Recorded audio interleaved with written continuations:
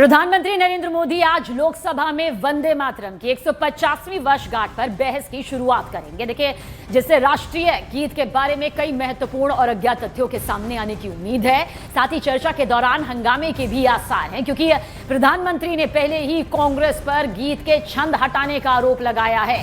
बहस के लिए 10 घंटे का समय आवंटित किया गया है। पीएम मोदी बहस की शुरुआत करेंगे, जबकि रक्षा मंत्री राजनाथ सिंह दूसरे वक्ता होंगे।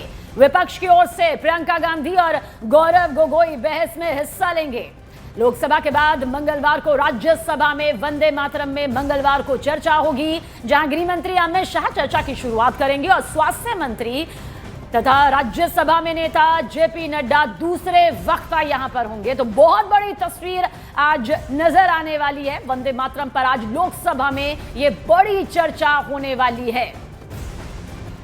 तो पीएम मोदी आज जब शुरुआत करेंगे तो पूरे देश की निगाहें होंगी, क्योंकि वंदे मातरम में आज लोकसभा के पटल पर एक बड़ी तस्वीर नजर आएंगी और दोपहर 12 बजे पीएम मोदी चर्चा की शुरुआत करेंगे, जो कि वंदे मातरम पर होने जा रही है।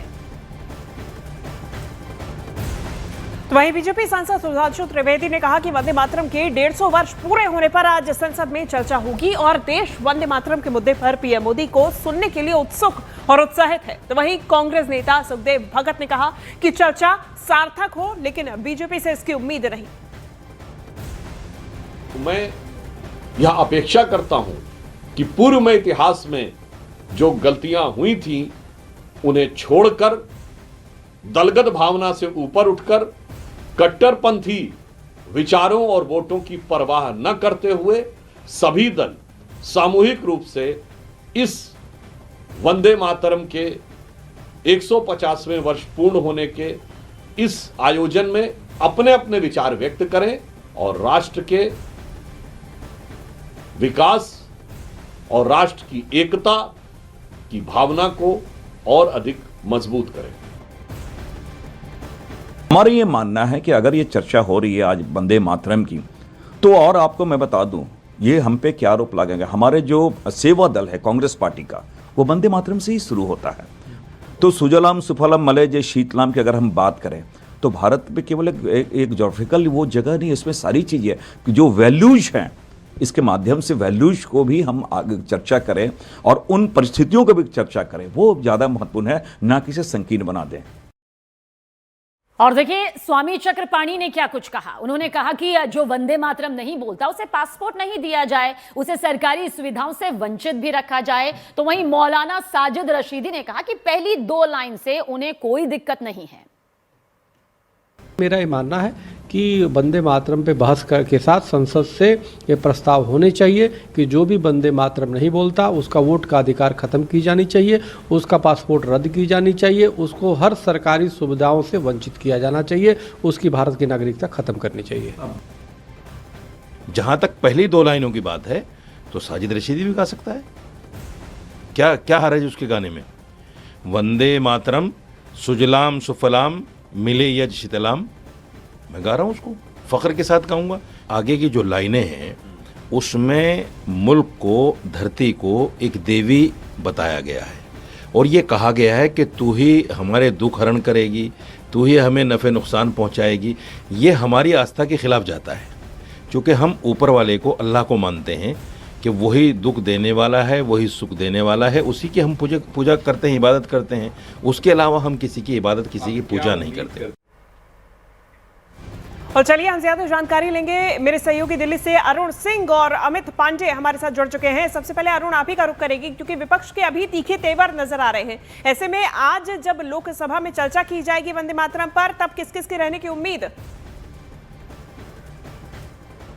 देखिए, पहली बात तो है कि प्रधानमंत्री ने वंदे मातरम के 150 साल पूरे होने पर पूरे साल कार्यक्रम की घोषणा की थी और उसी के तहत आज संसद में चर्चा कराई जा रही है। चर्चा की शुरुआत खुद प्रधानमंत्री नरेंद्र मोदी करेंगे, लेकिन बड़ा सवाल यह है कि जो 1 महीने पहले उन्होंने कहा था कि 1937 में कांग्रेस वर्किंग कमेटी ने वंदे मातरम के कुछ स्टैंजा कुछ पंक्तियों को, कुछ पैराग्राफ को इसलिए हटा दिया क्योंकि वो भारत विभाजन की नींव भी बना बाद में, और क्योंकि वो किसी एक वर्ग के लिए उचित नहीं लग रहा था कांग्रेस पार्टी को। तो एक बड़ा हमला उन्होंने किया था कि कांग्रेस पार्टी ने विभाजन की एक तरह से नींव डाल दी जब उसकी वर्किंग कमेटी ने वंदे मातरम के सिर्फ 2 स्टैंजा को गाने की अनुमति दी अपने कार्यक्रमों में, और बाद में फिर कॉन्स्टिट्यूएंट असेंबली में भी वही अडॉप्ट किया गया। तो उस पर कांग्रेस का ये कहना था कि देखिए, जो कांग्रेस वर्किंग कमेटी थी वो सरदार पटेल भी उसमें थे, उसमें महात्मा गांधी भी थे, उसमें पंडित नेहरू भी थे, मौलाना अबुल कलाम आजाद भी थे, और रविंद्रनाथ टैगोर के कहने पर, उनकी सलाह पर यह फैसला लिया गया था कि सिर्फ 2 स्टैंजा लिया जाए। उसकी वजह क्या थी कि कुछ मुस्लिम संगठन ऐसे थे जो कहते थे कि इस पूरे आनंद मठ से ली गई इस वंदे मातरम की कविता में आखिर के स्टैंजा में भारत को एक देवी के रूप में, खासतौर से देवी दुर्गा के रूप में दिखाया गया और माँ लक्ष्मी के रूप में भी दिखाया गया है। और मुस्लिम धर्मगुरुओं का और मुस्लिम नेताओं का यह कहना था कि चूंकि वो सिर्फ एक ही भगवान की प्रार्थना और पूजा करते हैं, इसलिए वो किसी गॉडेस की पूजा नहीं कर सकते, ये उनके धर्म में अनुमति इसकी नहीं है। और इसकी वजह से कांग्रेस का कहना था कि इंक्लूसिव ब्रिटिश शासन के खिलाफ जो हम लड़ाई लड़ रहे थे उस समय देश काल परिस्थिति के मुताबिक ये सही फैसला था कि हिंदू मुसलमान दोनों इकट्ठा होकर लड़ें। अगर हम ऐसा नहीं करते तो मुसलमान अलग रास्ता अपनाते, हिंदू अलग रास्ते जाते, राष्ट्रीय एकता कमजोर उस समय होती। और ये उनकी वजह बता रहे हैं। जबकि बीजेपी लगातार हमलावर है कि तुष्टीकरण की नीति के तहत कांग्रेस पार्टी हमेशा एक वर्ग की मांग के आगे झुक जाती है, और राष्ट्रीय आंदोलन में जो आज़ादी की लड़ाई में इतना बड़ा कौमी तराना बना था उससे भी समझौता कांग्रेस ने कर लिया। तो वार पलटवार दोनों तरफ से होंगे।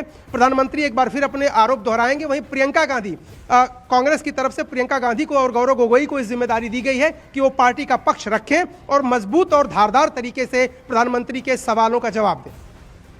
और ज्यादा जानकारी के साथ अमित पांडे भी हमारे साथ मौजूद हैं। अमित, पक्ष और विपक्ष से प्रतिक्रियाओं की बौछार लगी है, लेकिन आपसे समझना चाहेंगे आज लोकसभा के पटल से पूरे देश में क्या संदेश देने जाने वाला और कितनी बड़ी तस्वीर आज हर भारतीय को देखनी चाहिए जो लोकसभा के पटल से निकल कर आएगी।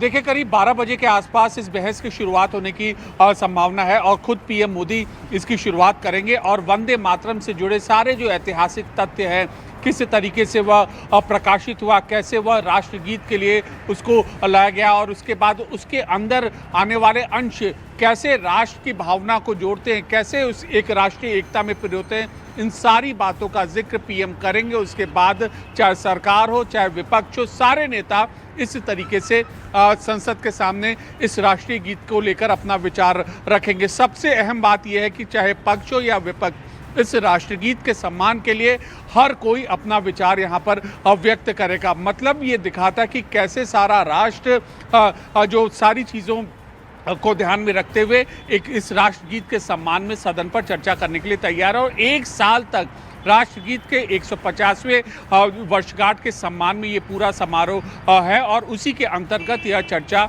हो रही है। और उसके बाद जो इस चर्चा का जो अंत करेंगे खुद रक्षा मंत्री राजनाथ सिंह करेंगे। और कल जैसा कि आप जिक्र कर रही थी, गृह मंत्री अमित शाह राज्यसभा में इस चर्चा की शुरुआत करेंगे। तो सरकार हो चाहे विपक्ष हो, उन्होंने अपने वक्ताओं की सूची यहाँ पर तैयार कर ली है और दोनों पार्टियों के अपने अपने तर्क हैं, अपने अपने आरोप हैं, लेकिन इस राष्ट्रगान के प्रति जो सम्मान है, जो एक भावना है, वो आज हमें सदन में देखने को मिलेगी।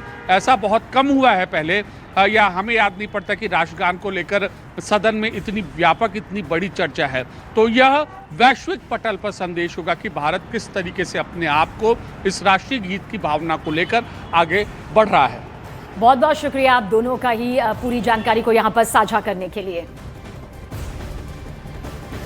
वंदे मातरम ये सिर्फ शब्द नहीं, ये सिर्फ गीत नहीं, ये हमारे स्वतंत्रता संग्राम की आत्मा है। एक ऐसी धड़कन जिसने दमन के सबसे अंधेरे समय में भी उम्मीद की लौ जलाए रखी। आज हम आपको ले चलेंगे उस अमर धुन की यात्रा पर, कैसे इसका जन्म हुआ, कैसे ये ब्रिटिश साम्राज्य के विरुद्ध सबसे प्रखर पुकार बना और कैसे एक साधारण से कमरे में लिखे गए शब्द पूरे देश के संकल्प की आवाज बन गए।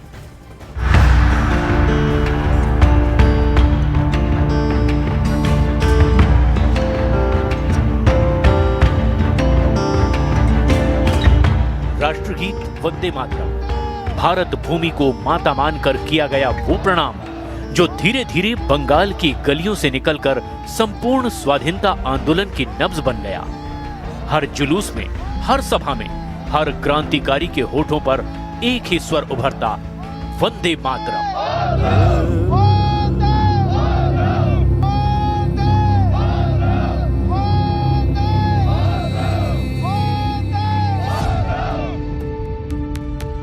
आज पहली बार हम आपको दिखा रहे हैं वो कक्ष, बंकिम चंद्र चट्टोपाध्याय का वो ऐतिहासिक कमरा जहां ये गीत किसी चमत्कार की तरह जन्मा था और फिर सीमाएं लांघकर पूरे विश्व में भारत की पहचान बन गया। ये वही जगह है जहाँ से वंदे मातरम की जन्म हुई है। ये जो जगह है, ये जो रूम है गवेषणा केंद्र के अंदर, ये आप देख सकते हैं एक स्टैचू है। इस रूम में बैठक खाना बोला जाता था। तो एक जर्नल निकलता था बंगो दर्शन, जहाँ पर पहले वंदे मातरम उन्होंने वंदे मातरम का पहले वहाँ पे निकला था और उसके बाद में आनंद मठ में निकला था। देखिए बंकिम चंद्र चट्टोपाध्याय की जो शॉल है वो यहाँ पे है और बंकिम चंद्र साहित्य सम्राट थे वो, और उनके एक पगड़ी थे वो भी यहाँ पे है। महात्मा गांधी हो या नेताजी सुभाष चंद्र बोस, भगत सिंह हो या सरदार पटेल, हर महान सेनानी की आत्मा में बस यही गीत बजता था। कई नौजवान तो केवल वंदे मातरम गाते गाते ही फांसी के तख्त तक पहुंच गए, लेकिन आवाज उनकी नहीं थमी और ना कभी थमेगी। न्यूज 18 इंडिया आज पहुंचा है बंकिम चंद्र के उस पावन स्थल पर जहां ये गीत पहली बार रचा गया और जहां अब एक स्मारक इतिहास की उस धड़कन को संजोए खड़ा है। वंदे मातरम गैलरी में घुस के सही में रोंगटे खड़े हो जाते हैं, क्योंकि वंदे मातरम से जुड़े हुए हर एक चीज़ है। ये अरविंद घोष ने जो लिखा था वंदे मातरम को लेके वो यहाँ पे है। सारे जो रिकॉर्ड्स रविंद्रनाथ टैगोर ने जो पहला वंदे मातरम गाना गाए थे उनका है। ये वही जगह है जहाँ पर वो पैदा हुए थे और यही वो जगह है जहाँ पर सही में एकदम रोंगटे खड़े हो जाते हैं। ये वो पुराना घर का रेलिक भी है यहाँ पे। समय आगे बढ़ा, देश बदलता गया, लेकिन वंदे मातरम की ज्वाला आज भी उतनी ही उज्जवल है।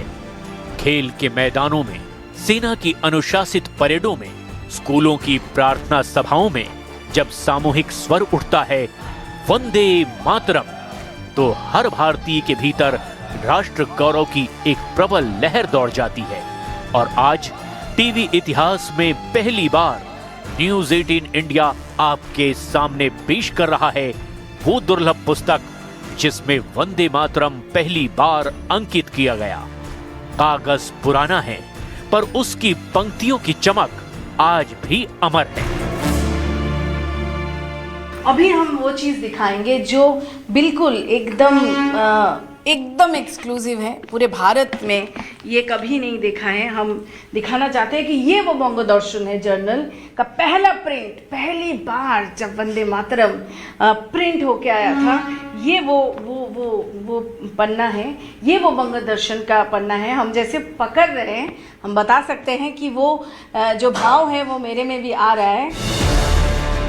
ये गीत केवल शब्दों का समूह नहीं, ये भारत की एकता, संस्कृति, साहस और मातृभूमि भक्ति का सबसे पवित्र प्रतीक है। वंदे मातरम सुनते ही सीने में उठने वाला गर्व समय और परिस्थितियों से परे है। युग बदलते रहेंगे पर ये स्वर, ये भावना हमेशा भारतीय हृदय में गूंजती रहेगी।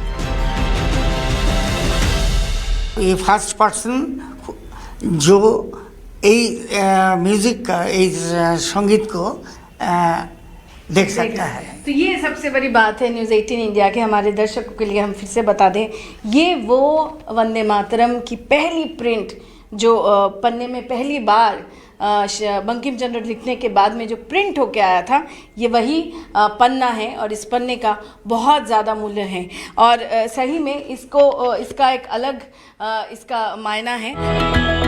बंकिम चंद्र चट्टोपाध्याय ने ये रचना उस दौर में की थी जब स्वतंत्रता की पहली आहटें जन्म ले रही थी और देश मन ही मन एक निर्णायक उठान की तैयारी कर रहा था।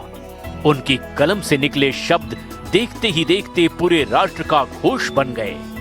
एक साहित्यकार ने लिखा और पूरे भारत ने स्वर मिलाया, वंदे मातरम। ये जो जगह है ये बहुत ही हमारे सबके लिए, देशवासियों के लिए बहुत ही खास है। तो इसको ठीक तरीके से रखने के लिए, क्योंकि अभी भी कुछ कुछ है यहाँ पे जहाँ पर और भी अटेंशन चाहिए, तो ये जो डायरेक्टर हैं इनका बस यही कहना है कि और भी थोड़ा अगर सहायता मिल जाए तो इसके लिए अच्छा है, क्योंकि उन्होंने देश को जगाया था। वंदे मातरम बोलने से एक शक्ति मिलता है, इस शक्ति को उन्होंने जगाया था, इसलिए थोड़ा बहुत सपोर्ट की ज़रूरत है, यही इनका कहना है।